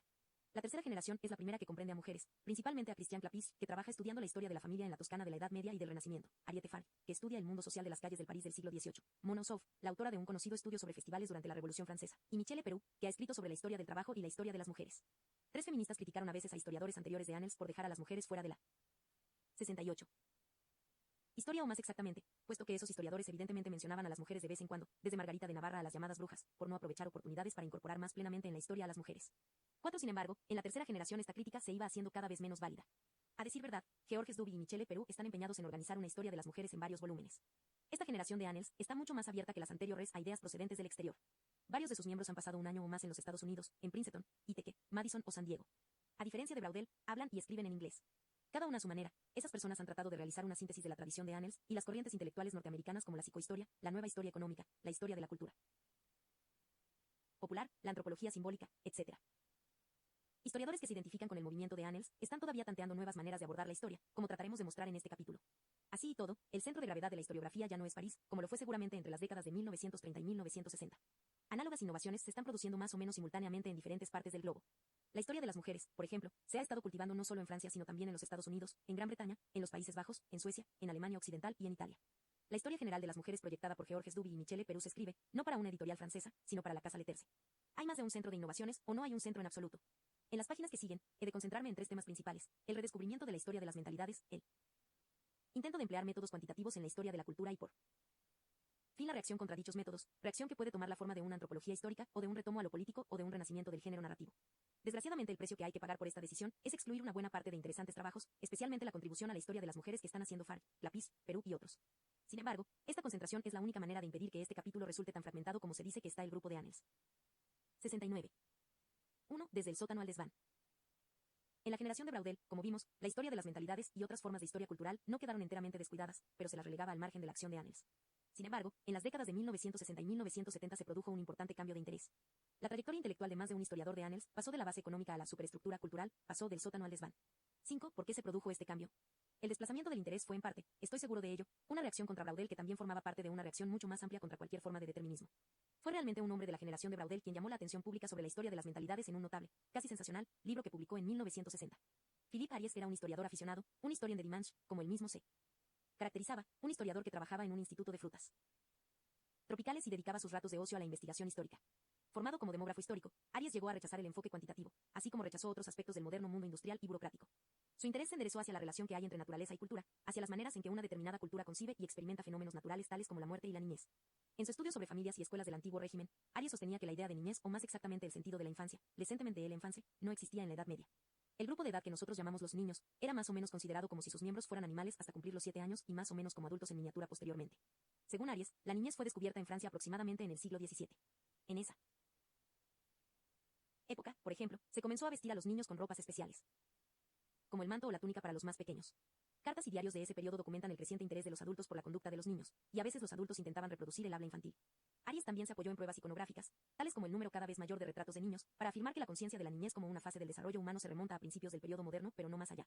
6. La infancia y la vida familiar en el antiguo régimen traducido al 70. Inglés como Centuries of Childhood, se presta a críticas, y lo cierto es que fue criticado justa o injustamente por varios eruditos. Especialistas en la Edad Media han aducido pruebas contra las generalizaciones sobre ese periodo. Otros historiadores han criticado a Ariès por tratar fenómenos europeos sobre la base de pruebas prácticamente limitadas solo a Francia y por no distinguir suficientemente entre las actitudes de hombres y mujeres, de élites y de personas corrientes. 7. Con todo eso, la obra de Philippe Ariès colocó la infancia en el mapa histórico, inspiró centenares de estudios sobre historia de la niñez en diferentes regiones y periodos y llamó la atención de psicólogos y pediatras sobre la nueva historia. Ariès pasó los últimos años de su vida estudiando las actitudes frente a la muerte, con lo cual enfocaba una vez más un fenómeno por su naturaleza muy resistido en la cultura occidental y respondía al mismo tiempo a una famosa observación de Lucien Febvre, hecha en 1941, no tenemos ninguna historia de la muerte. 8. El extenso libro de Aries, El hombre ante la muerte, traducido al inglés como The Hour o F. Hour de At, exponía los hechos en un plazo muy largo, alrededor de unos 1000 años, y distinguía una sucesión de 5 actitudes que iban desde la muerte domesticada, la mort apprivoisée, de la edad media temprana, una concepción definida como una mezcla de indiferencia, resignación, familiaridad y falta de intimidad, a lo que el autor llama la muerte invisible, la mort inversée, de nuestra cultura donde, invirtiendo las prácticas de los victorianos, tratamos la muerte como tabú y discutimos en cambio públicamente sobre el sexo. 9. El hombre ante la muerte presenta en general los mismos méritos y defectos que la infancia y la vida familiar en el antiguo régimen, del mismo autor. En la obra se manifiestan la misma audacia y la misma originalidad, el mismo empleo de un vasto material documental, que incluye la literatura y el arte pero no las estadísticas, y la misma renuencia a consignar variaciones regionales o sociales. 10. La obra de Philippe Aries representaba un desafío especialmente a los demógrafos históricos, un desafío al que respondieron algunos de ellos prestando mayor atención al papel de los valores y las mentalidades en la conducta demográfica. En otras palabras, se pusieron a estudiar la historia de la familia, la historia de la sexualidad, como lo había esperado Febre, la historia del amor. La figura central de estos trabajos es Jean-Louis Flandrin, cuyos estudios sobre la Francia del antiguo régimen plantearon cuestiones tales como la naturaleza de la autoridad parental, las actitudes ante los niños pequeños, la influencia de las enseñanzas de la Iglesia sobre la sexualidad y la vida emocional de los campesinos. 11. Los estudios realizados especialmente en esta esfera. 71. Contribuyeron mucho a tender un puente sobre la brecha entre una historia de las mentalidades basada en fuentes literarias, el Rabelais de Febre, por ejemplo, y una historia social que no daba cabida a las actitudes y a los valores. En el grupo de Annels, algunos historiadores estuvieron siempre interesados sobre todo por la cultura, Alphonse Dupont, por ejemplo. Dupont, otro historiador de la generación de Braudel, nunca fue muy conocido, pero la influencia que tuvo en jóvenes historiadores franceses fue considerable. 12. Desde este punto de vista, Dupont podría ciertamente considerarse el Larousse de la historia cultural.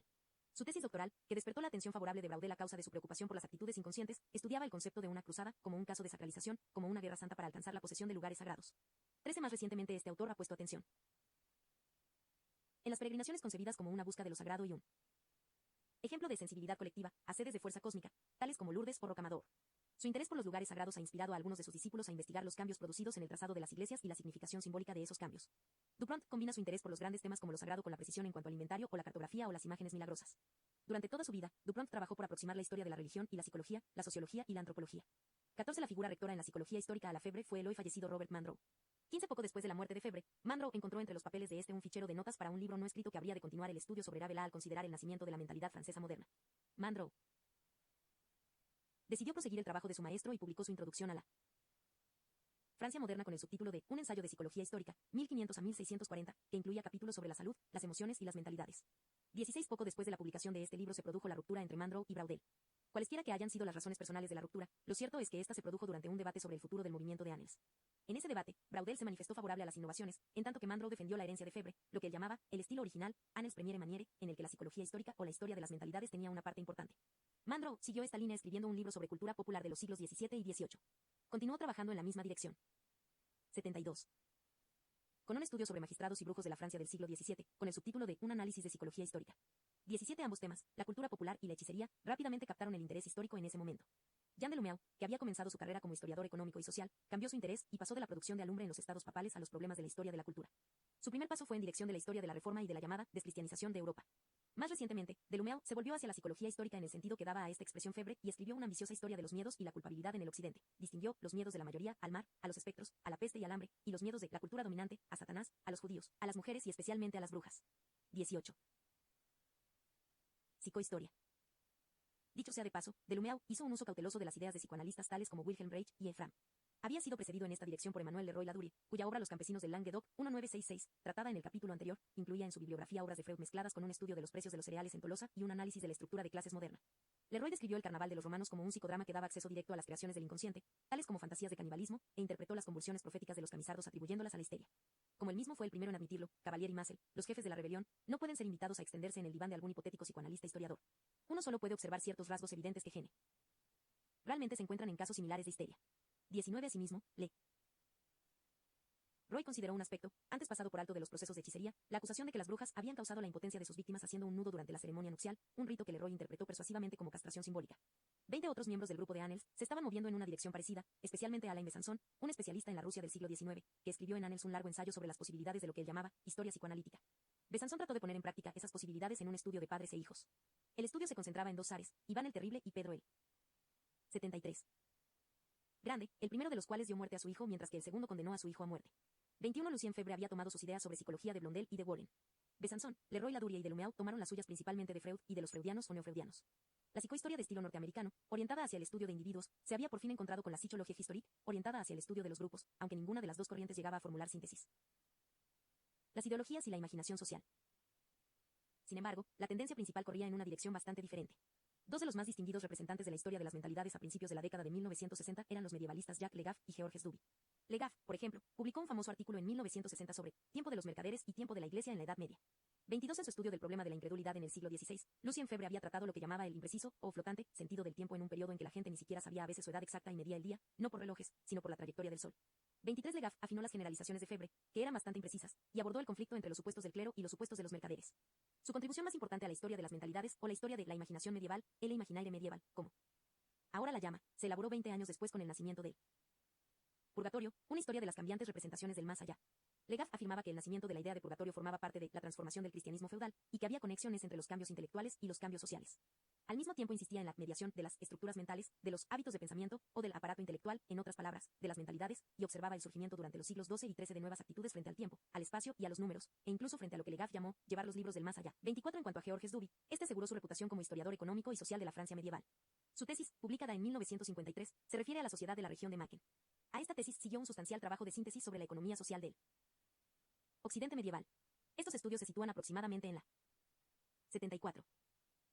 Tradición de la sociedad feudal e historia rural de Francia de Marc Black. En la década de 1960, cuando su interés se orientó gradualmente hacia las mentalidades, Duby colaboró con Robert Mandrou en una historia cultural de Francia. Más recientemente, Duby se apartó de Black y de Annels Premiere Manière inspirado en parte por la teoría social neomarxista y llegó a interesarse por la historia de las ideologías, de la reproducción cultural y de la imaginación social, el imaginaire, que intenta combinar con la historia de las mentalidades. El libro más importante de Duby, Los Tres Órdenes, es en muchos aspectos paralelo a El nacimiento del purgatorio de Le Goff.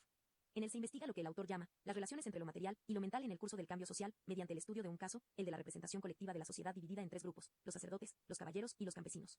En otras palabras, los que rezan, los que luchan y los que trabajan, o labran la tierra, y aquí el verbo latino laborare es convenientemente ambiguo. Duby tiene plena conciencia, como lo señaló el gran erudito clásico Georges Dumézil, de que esta concepción de la sociedad compuesta de tres grupos que ejercen tres funciones básicas se remonta a la tradición indoeuropea y puede encontrarse tanto en la antigua India como en la Galia de la época de Julio César. Duby afirma, como hicieron antes los medievalistas, que esta imagen de los tres órganos tenía la función de legitimar la explotación de los campesinos que realizaban los señores al sugerir que los tres grupos servían a la sociedad cada uno a su manera. Pero Duby no se detiene en este punto. Lo que le interesa es la razón por la cual se reactivó esta concepción de la sociedad tripartita. Desde Wessex a Polonia, a partir del siglo IX, el autor dedica una larga sección a tratar el contexto social y político de esta reactivación, especialmente en Francia, donde la imagen en cuestión volvió a aparecer a principios del siglo XI. Duby sugiere que la reactivación de la imagen correspondía a una nueva necesidad, en un momento de crisis política, como por ejemplo el de la Francia del siglo XI. Esa imagen era un arma en manos de los monarcas que pretendían concentrar las tres funciones fundamentales en su propia persona. Latente en la mentalidad de la época, este sistema intelectual se hizo manifiesto como ideología con fines políticos. Duby observa que la ideología es no una reflexión pasiva sobre la sociedad, sino un plan para obrar sobre ella. 25 La concepción de la ideología que tiene Duby no está muy alejada de la del filósofo Louis Althusser, quien la definió como la relación 75 imaginaria o imaginada de los individuos con las condiciones reales de su existencia, le rapport imaginaire des individus a leurs conditions réelles de existencia. 26 De manera parecida a la de Duby, un especialista en el siglo XVIII, Michel Bobelle, hizo un serio intento de conciliar la historia de las mentalités collectives, en el estilo de Febvre y de Lefebvre, con la historia marxista de las ideologías. 27 No puede sorprendernos encontrar importantes contribuciones a la historia de las mentalidades realizadas por medievalistas como Duby y Le Goff. La distancia que nos separa de la Edad Media, su carácter tan diferente, plantea un problema que este tipo de enfoque ayuda a resolver. Por otro lado, las fuentes que han llegado a nosotros de la Edad Media hacen que el periodo sea algo menos susceptible de ser tratado por otra de las nuevas maneras de abordar la cultura, la historia serial. 2. El tercer nivel de la historia serial. La historia de las mentalidades no quedó enteramente relegada a la periferia de Annels, en su segunda generación sencillamente porque a Braudel no le interesaba el asunto. Pero había por lo menos dos razones más importantes para que quedara marginada en esa época. En primer lugar, muchos historiadores franceses creían, o por lo menos suponían, que la historia económica y social era más importante que otros aspectos del pasado. En segundo lugar, los nuevos enfoques cuantitativos, que consideramos en el capítulo anterior, no podían captar las mentalidades tan fácilmente como podían comprobar las estructuras económicas o sociales. El primero de estos enfoques de la historia cultural es el enfoque cuantitativo o serial, según los criterios expuestos por Pierre Chaunou en un conocido manifiesto en favor de lo que llamaba, siguiendo una observación de Ernest Labrousse, lo cuantitativo en el tercer nivel. 28 El artículo de Lucien Febvre, Amiens, desde el Renacimiento a la Contra Reforma, publicado en Annals en 1941, mostraba la importancia de estudiar una serie de documentos, en su caso, inventarios post-mortem, en el largo plazo a fin de poder registrar los cambios producidos en las actitudes y hasta en los gustos artísticos. 29 Sin embargo, Febvre no ofrecía estadísticas precisas. El enfoque estadístico se desarrolló para estudiar la historia de las prácticas religiosas, la historia del libro y la historia de la alfabetización. Este modo de abordar la historia se difundió a otros dominios de la historia cultural poco después. La idea de una historia de las prácticas religiosas francesas o de una 76 sociología retrospectiva del catolicismo francés basada en estadísticas sobre el número de comuniones, de vocaciones sacerdotales, etc., se remonta a Gabriel Lebras, quien publicó un artículo sobre el tema ya en 1931. 30 Lebras, un sacerdote católico y ex colega de Febvre y de Black cuando estos se hallaban en Estrasburgo, sentía un profundo interés por la teología, la historia, el derecho y la sociología. Fundó una escuela de historiadores eclesiásticos y de sociólogos de la religión que se entregaron especialmente a estudiar lo que llamaban el problema de la descristianización de Francia, proceso desarrollado desde fines del siglo XVIII, y que investigaron este problema recurriendo a métodos cuantitativos. Lebras y sus discípulos no formaban parte del círculo de Annales. En general, eran sacerdotes y poseían sus propias redes de centros y de publicaciones como la Revue de l'Histoire de l'Église de Francia. Con todo, la obra de Lebras, que fue calurosamente acogida por su ex colega Lucien Febvre, y de sus discípulos se inspiraba claramente en Annales. 31 Como ejemplo de esto se podría considerar una tesis sobre la diócesis de la Rochelle de los siglos XVII y XVIII. La tesis está organizada aproximadamente de la misma manera que uno de los estudios regionales vinculado con Annales. Comienza tratando la geografía de la diócesis, la frontera de la llanura y de los boscajes. Luego pasa a tratar la situación religiosa y termina considerando los sucesos y tendencias desde 1648 a 1724. El empleo de los métodos cuantitativos también recuerda el empleo que de ellos hicieron las monografías regionales elaboradas por los discípulos de Braudel y de la Brousse. 32 Por su parte, la obra del Círculo de Lebras, como la de Aries, inspiró el trabajo de algunos historiadores de Annales cuando estos subieron desde el sótano al desván. Recientes estudios regionales, referentes a Anjou, Provenza, Aviñón y Bretaña, se han concentrado más intensamente en la cultura que los estudios anteriores y especialmente en las actitudes ante la muerte. Como lo expresó Legaff en el prefacio de uno de estos estudios, la muerte está de moda, la mort está la mode. 33 El más original de estos estudios es el de Bobelle. Historiador marxista de la Revolución Francesa, formado en la escuela de Ernest Labrousse, como él mismo lo declara, Michel Bobelle se interesó por el problema de la descristianización. Creía que podía medir este proceso valiéndose del estudio de las actitudes ante la muerte, y el más allá, tales como dichas actitudes eran reveladas por los testamentos. El resultado contenido en su tesis doctoral fue un estudio de Provenza apoyado en el análisis sistemático de unos 30.000 testamentos. Si bien los historiadores anteriores habían justapuesto pruebas cuantitativas sobre la mortalidad. 77. Pruebas literarias sobre actitudes frente a la muerte, Bobelle intentó estimar los cambios producidos en el pensamiento y en los sentimientos. Por ejemplo, prestó atención a las referencias a los santos patronos protectores, al número de misas que el testador deseaba que se dijeran por el reposo de su alma, a las disposiciones para los funerales y hasta a las dimensiones y cantidad de los cirios que debían emplearse en la ceremonia. Bobelle identificó un cambio importante, por el que se pasó de lo que él llamaba la pompa barroca de los funerales del siglo XVII a la modestia de los funerales del siglo XVIII. Suponía principalmente que el lenguaje de los testamentos reflejaba el sistema de representaciones colectivas, y su principal conclusión fue identificar una tendencia hacia la secularización. Sugería que la descristianización de los años de la Revolución Francesa fue un proceso espontáneo, no impuesto desde arriba, y que ese proceso formaba parte de una tendencia más amplia. Particularmente digna de notarse, es la manera en que Bobelle registró la difusión de las nuevas actitudes desde la nobleza a los artesanos y campesinos y desde las grandes ciudades como Aix, Marsella y Tolón, pasando por ciudades pequeñas como Barcelonete, hasta llegar a las aldeas. Sus argumentos estaban ilustrados por abundantes mapas, gráficos y cuadros. Piedad barroca y descristianización, que tal es el título del estudio de Bobelle, causó cierta sensación intelectual gracias especialmente a su virtuosismo en el uso de las estadísticas, controlado por un agudo sentido de las dificultades de interpretarlas. En este libro se inspiró Pierre Chaunu para organizar una investigación colectiva sobre las actitudes ante la muerte que tenían los habitantes de París en el periodo moderno temprano, investigación en la que se emplearon métodos semejantes. 34 Lo que Aries estaba haciendo por su parte en la historia de las actitudes frente a la muerte quedaba así complementado por las investigaciones colectivas y cuantitativas de profesionales de la historia. 35 Esta manera de apropiarse del más allá que tuvieron historiadores armados de ordenadores continúa siendo el ejemplo más notable de historia serial del tercer nivel. Sin embargo, otros historiadores de la cultura también hicieron un uso efectivo de los métodos cuantitativos, especialmente para estudiar la historia de la alfabetización y la historia del libro. El estudio de la alfabetización es otra esfera de la historia cultural que se presta a la investigación colectiva y al análisis estadístico. A decir verdad, un director de escuela francés inició la investigación en este terreno ya en la década de 1870. Utilizó los registros de las firmas de casamientos como fuente y observó las grandes variaciones que había. 78. Entre las cifras de diferentes departamentos, así como el aumento de la alfabetización a partir de fines del siglo XVII. En la década de 1950, dos historiadores volvieron a analizar los datos de aquel director de escuela y expusieron en forma cartográfica la dramática diferencia de dos Francias, separadas por una línea tendida desde St Malo a Ginebra. Al nordeste de esa línea, la alfabetización era relativamente elevada, al sudoeste de la línea era baja. 36 En este dominio, el proyecto más importante, comenzado a principios de la década de 1970, fue desarrollado en la École des Hautes-Études y dirigido por François Furet, un discípulo de Ernest Labrousse que antes había trabajado en el análisis cuantitativo de las estructuras sociales, y por Jacques Sauve. El proyecto trataba los cambiantes niveles de la alfabetización de Francia desde el siglo XVI al siglo XIX. 37 Los investigadores contaron con un caudal mayor de fuentes que antes y se valieron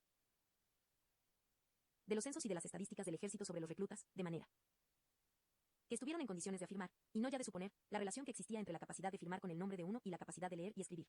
Confirmaron la tradicional distinción entre las dos Francias, pero afinaron el análisis al considerar las variaciones registradas en diferentes departamentos. Entre otras interesantes conclusiones, los investigadores observaron que en el siglo XVIII la alfabetización se difundía más rápidamente entre las mujeres que entre los varones. Las investigaciones sobre alfabetización estuvieron acompañadas por investigaciones sobre lo que los franceses llaman la historia del libro, investigaciones concentradas, no en las grandes obras, sino en las tendencias de la producción de libros y en los hábitos de lectura de los diferentes grupos sociales. 38 Por ejemplo, el estudio de Robert Mandrou sobre cultura popular, ya mencionado, se refería a los libros baratos, a los libros de la llamada Biblioteca Azul, la Biblioteca Blue, que debía este nombre a la circunstancia de que los libros tenían cubiertas hechas con el papel azul usado para empaquetar azúcar. 39 Estos libros, que solo costaban 1 o 2 sous, eran distribuidos por boneros, calporters, y estaban producidos principalmente por unas pocas familias de impresores de la ciudad de Troyes, situada al nordeste de Francia, donde la alfabetización era más elevada. Mandrou examinó una muestra de unos 450 títulos y señaló la importancia de las lecturas piadosas, 120 obras, de almanaques y hasta de novelas de caballería. Llegó a la conclusión de que esa era esencialmente una literatura escapista, leída principalmente por campesinos y que revelaba una mentalidad conformista. Estas dos últimas conclusiones fueron rechazadas por otros estudiosos que trabajan en este campo. 79. Aproximadamente en la misma época, la sexta sección lanzaba un proyecto de investigación colectiva sobre la historia social del libro en la Francia del siglo XVIII.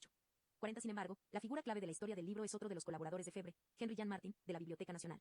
Martin trabajó con Febre en un estudio general sobre el invento y la difusión de la imprenta, el advenimiento del libro 1958. Continuó luego escribiendo un estudio rigurosamente quantitative del comercio del libro y de la lectura pública en la Francia del siglo XVII. El libro analizaba no solo tendencias de la producción de libros, sino también los cambiantes gustos de los diferentes grupos del público lector, especialmente de los magistrados del Parlamento de París, según lo revelaban las proporciones de libros sobre diferentes temas que se encontraban en sus bibliotecas privadas. 41. Posteriormente Martin dirigió una extensa obra colectiva sobre la historia del libro en Francia. 42. Uno de los principales colaboradores de estas empresas colectivas, Daniel Roche, organizó un equipo propio de investigación a mediados de la década de 1960 para estudiar la vida cotidiana de la gente común del París del siglo XVIII.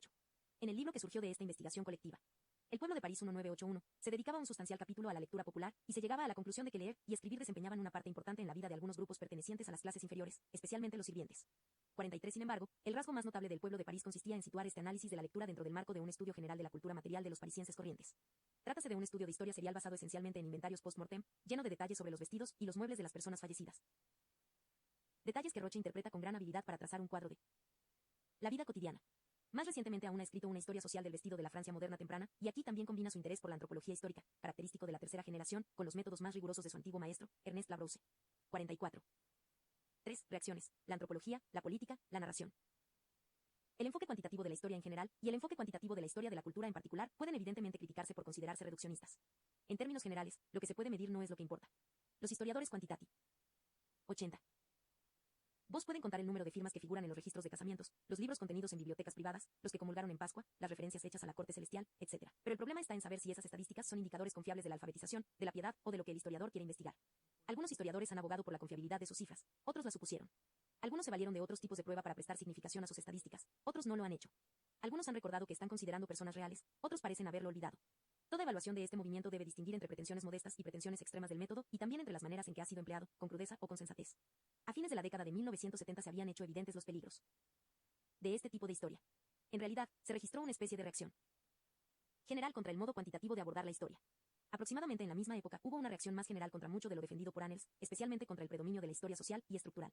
Considerando el lado positivo de estas reacciones, podemos distinguir tres corrientes: un giro antropológico, un retomo al tema político y un renacimiento de la forma narrativa. El giro antropológico. El giro antropológico podría describirse con mayor exactitud como un vuelco a la antropología cultural o simbólica. Después de todo, Black y Febre habían leído a su Fraser y a su Levi-Bruhl, y habían hecho uso de esas lecturas en sus trabajos sobre mentalidades medievales y del siglo XVI. Braudel estaba familiarizado con la obra de Marcel Mauss, que está en la base del tratamiento braudeliano de las fronteras de los intercambios culturales. En la década de 1960, Duby se había apoyado en la obra de Mauss y Malinowski sobre la función de los regalos para comprender la historia económica de la Edad Media temprana. 45. Todos los historiadores anteriores desearon aprovechar la oportunidad de hacer de vez en cuando incursiones a las disciplinas vecinas en busca de nuevos conceptos. Sin embargo, algunos historiadores de las décadas de 1970 y de 1980 alimentan intenciones algo más serias. Hasta pueden pensar en un maridaje, en otras palabras en una antropología histórica, o en una historia antropológica, etnohistoria. 46. Lo que atrae a estos historiadores es sobre todo la nueva antropología simbólica. Los nombres que se repiten en sus notas de pie de página. 81. Comprenden a Erving Goffman y a Victor Turner, quienes ponen énfasis en los elementos dramáticos de la vida cotidiana, a Pierre Bourdieu y a Michel de Certeau. Bourdieu, que pasó de los estudios antropológicos de Argelia a estudiar la sociología de la Francia contemporánea, ejerció influencia de varias maneras. Sus ideas sobre la sociología de la educación, una de las principales esferas de su interés, especialmente la idea de la educación como medio de reproducción social, han influido en recientes estudios sobre la historia social de escuelas y universidades. 47. Su concepto de capital simbólico está en la base de algunos trabajos sobre historia del consumo. Los historiadores de las mentalidades, de la cultura popular y de la vida cotidiana, todos deben algo a la teoría de la práctica de Bourdieu. Este reemplaza el concepto de reglas sociales, que considera demasiado rígido y determinista, por conceptos más flexibles, tales como estrategia y hábito, y estas ideas afectaron la práctica de los historiadores franceses hasta el punto de que sería erróneo reducirla a solo ejemplos específicos, como las estrategias matrimoniales de los nobles en la Edad Media. 48. Otra influencia importante es la del difunto Michel de Certeau. De Certeau era un jesuita especializado en la historia de la religión. Sin embargo, es imposible vincularlo con solo una disciplina. Entre otras cosas, fue un psicoanalista y su tratamiento de casos de posesión diabólica en el siglo XVII fue original e importante. 49. Aún más influyentes fueron sus contribuciones en otros tres campos. Junto con dos historiadores pertenecientes al grupo de Annels, de Certeau escribió un estudio innovador sobre la política del lenguaje y se concentró en la indagación de la jerga desarrollada durante la Revolución Francesa y que reflejaba el deseo de uniformidad y descentralización que tenía el régimen revolucionario. 50. De Certeau organizó también un estudio colectivo de la vida cotidiana francesa contemporánea en el que rechazó el mito del Consumidor pasivo y puso el acento en lo que llamaba consumo como producción, en otras palabras, destacó la creatividad de la gente corriente para adaptar los productos de producción masiva, desde los muebles a los dramas de la televisión, a sus necesidades personales.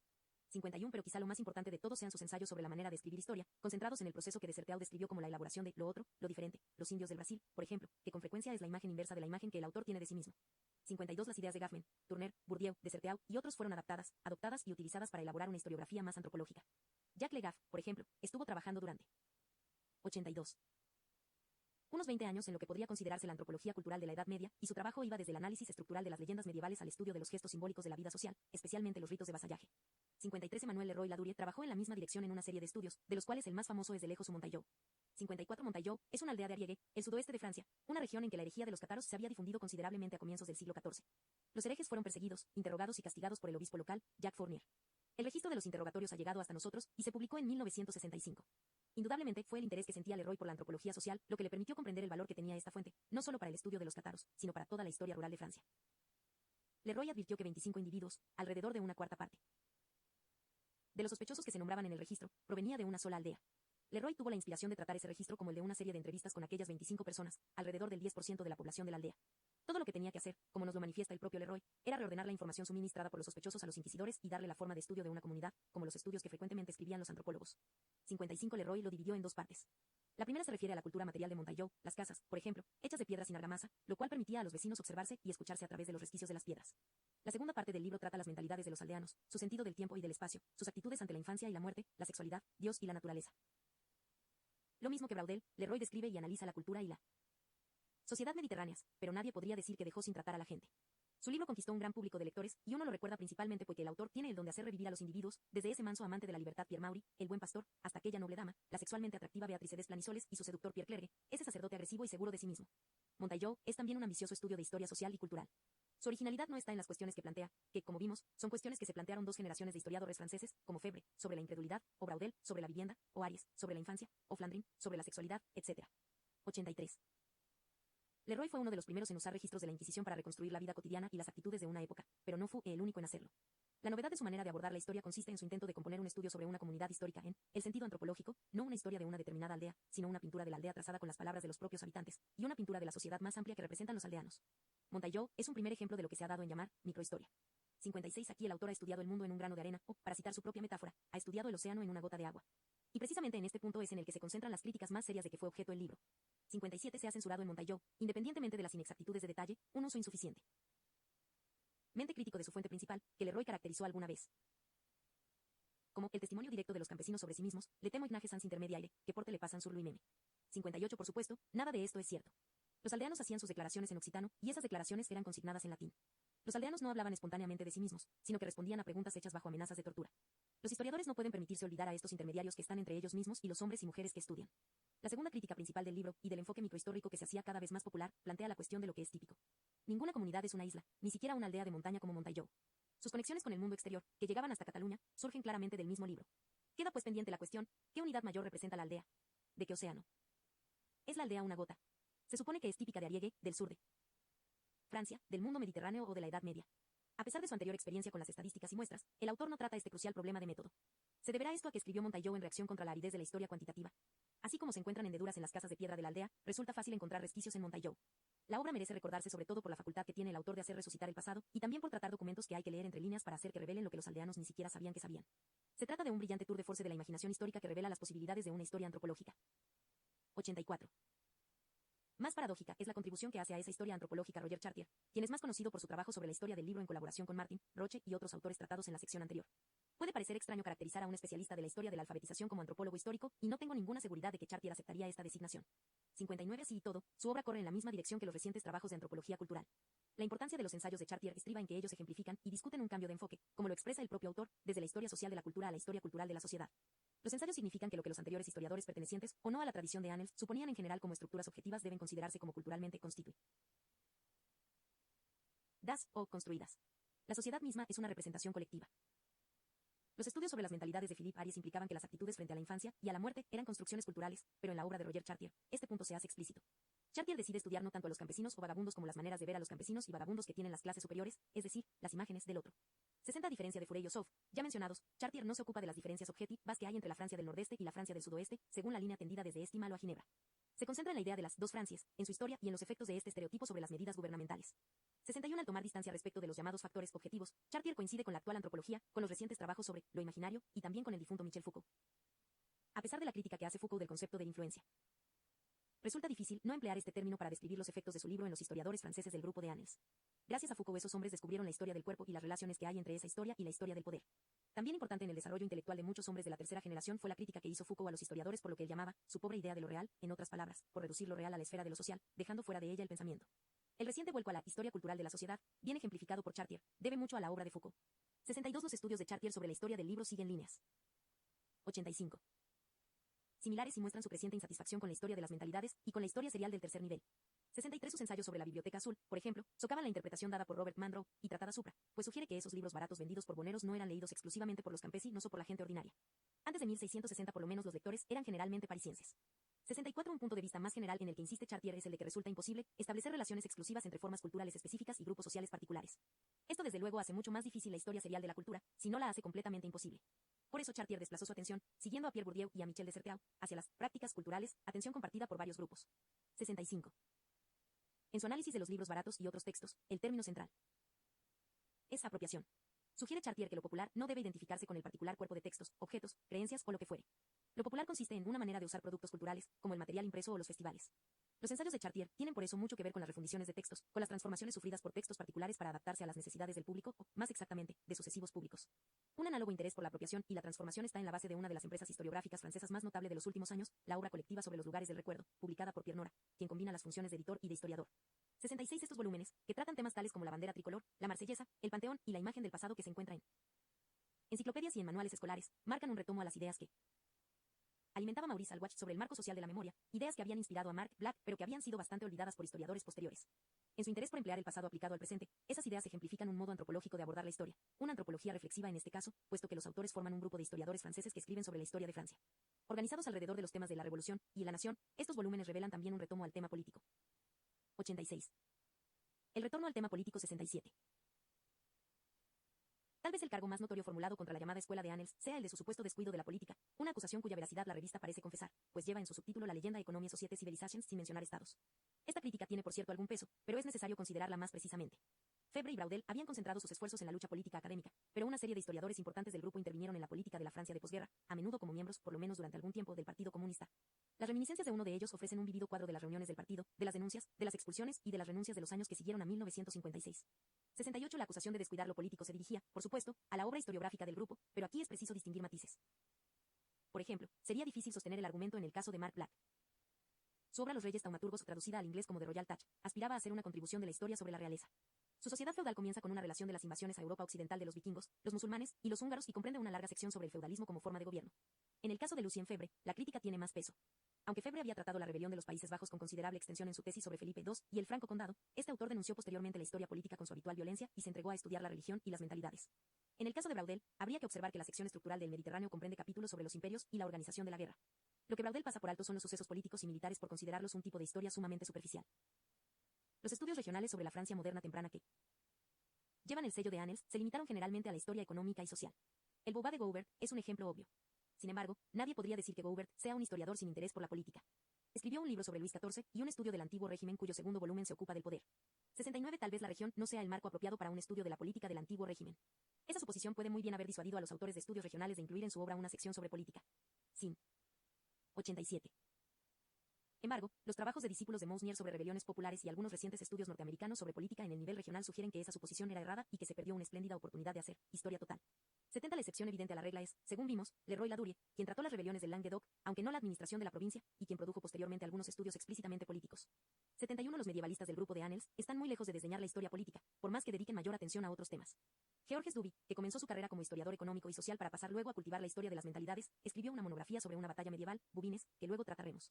Su relación de la génesis o reactivación de la idea de los tres órdenes coloca esta idea en un contexto político, la crisis de la monarquía francesa y de otras monarquías. Jacques Le Goff considera que la política ya no es la columna vertebral de la historia en el sentido de que la política no puede aspirar a la autonomía. 72. Sin embargo, Legaz comparte el interés de Black por la realeza sagrada y ahora está trabajando en un estudio sobre el gobernante medieval.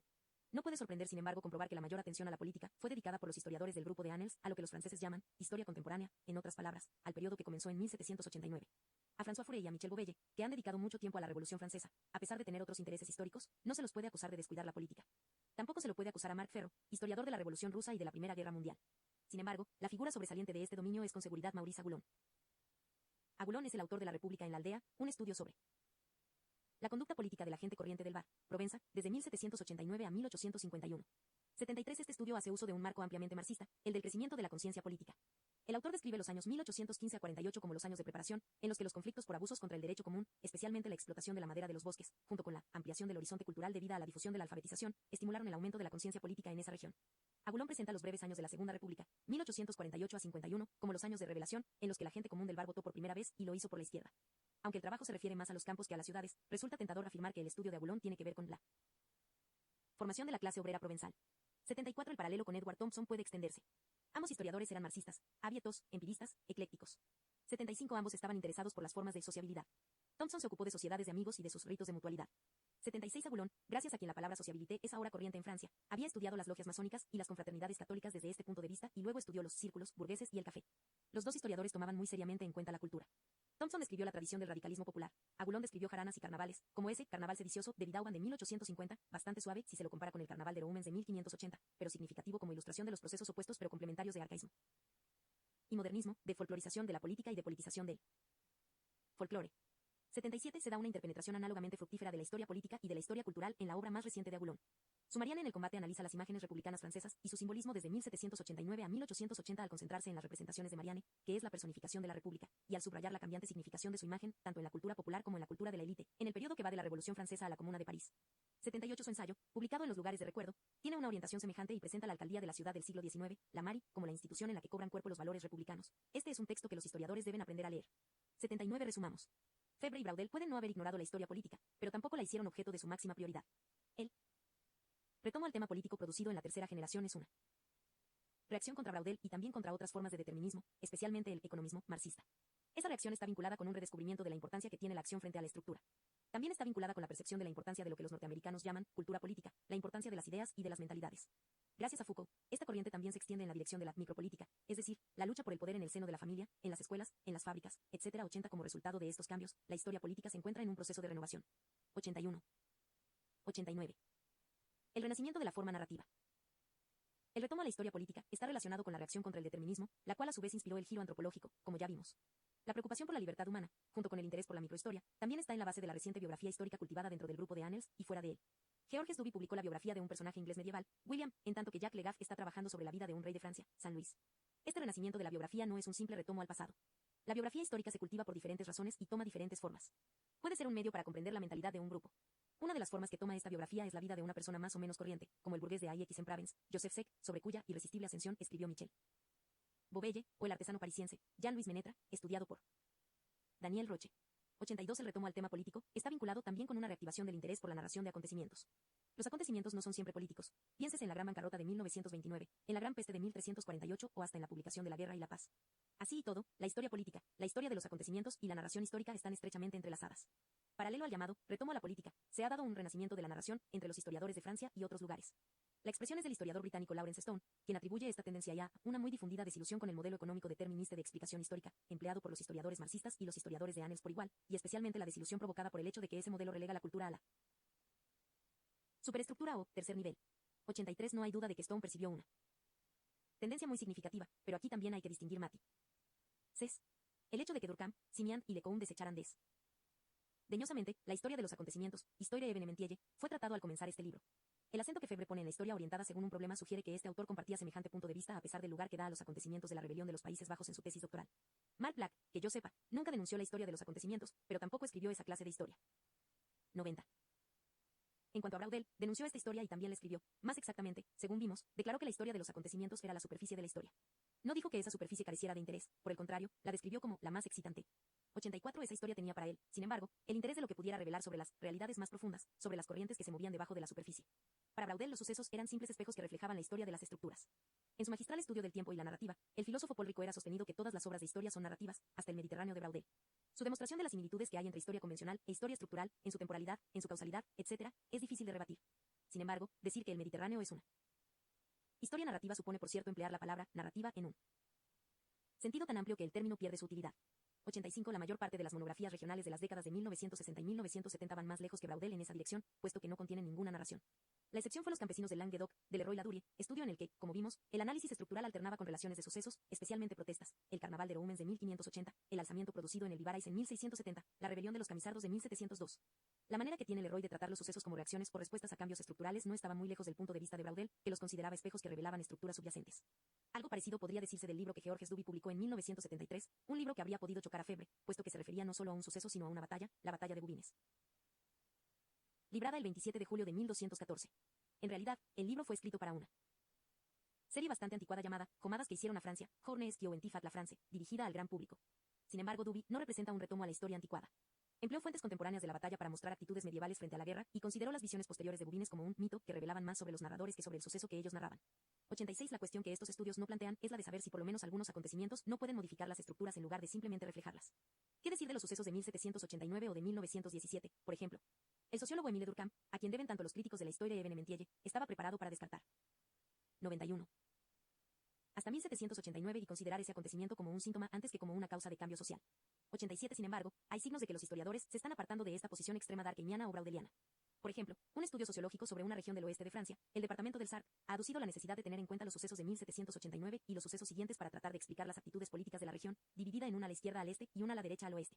88 Leroy-Ladurie ha llamado la atención sobre las implicaciones de ese estudio en un ensayo en el que trata lo que llama distintamente el acontecimiento traumático, el acontecimiento catalizador y el acontecimiento creativo, el evenement matrice.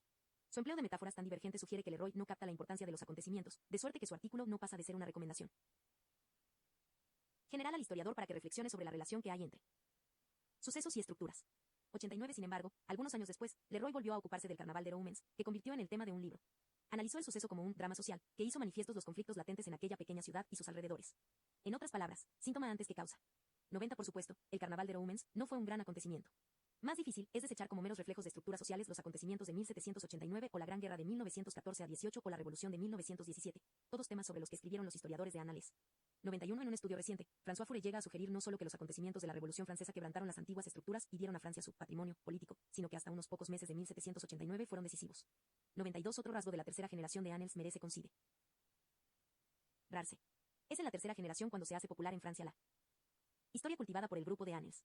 No se vendieron muchos ejemplares del Mediterráneo de Braudel, ni de las obras de Black, cuando se publicaron por primera vez. Solo en 1985, cuando llegaron a venderse 500 ejemplares, pudo considerarse que el Mediterráneo era un bestseller.